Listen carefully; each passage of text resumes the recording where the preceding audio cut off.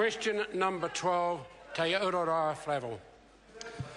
Tēnā koe, Mr Speaker. Kia ora tātou katoa. My question is to the Minister for Primary Industries and asks, is he aware of the concerns of the Chairman of Te Rūnanga iwi o Ngāpuhi that the revised policy laid out in the Fisheries, Foreign Charter Vessels and Other Matters Amendment Bill will disproportionately affect iwi owners of settlement quota who lack the scale, capital and flexibility of other quota owners to make other arrangements for catching their annual catch entitlement?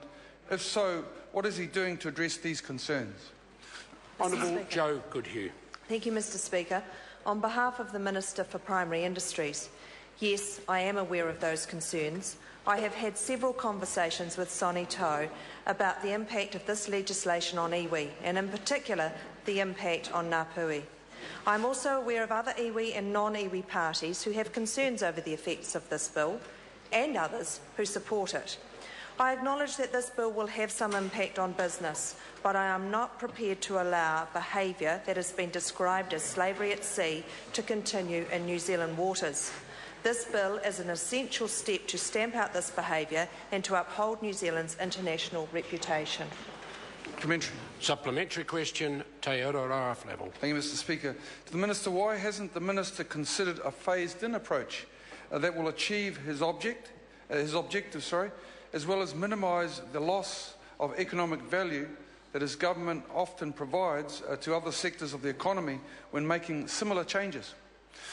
Mr Speaker. Honourable Joe Goodhue. On behalf of the Minister, the government response to the ministerial inquiry is a phased-in approach.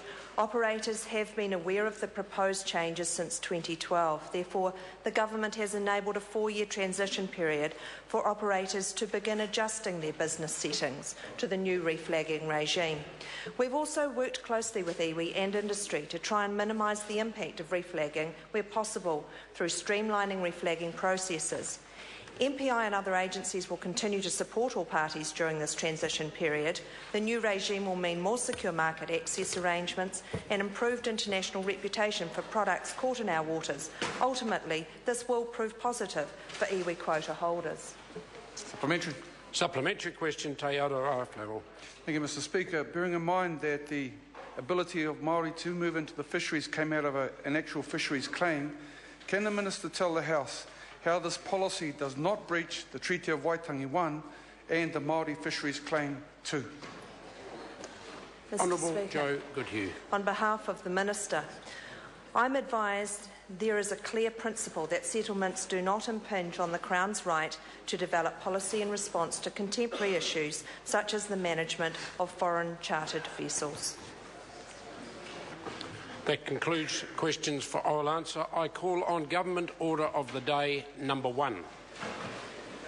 Social Security, fraud measures and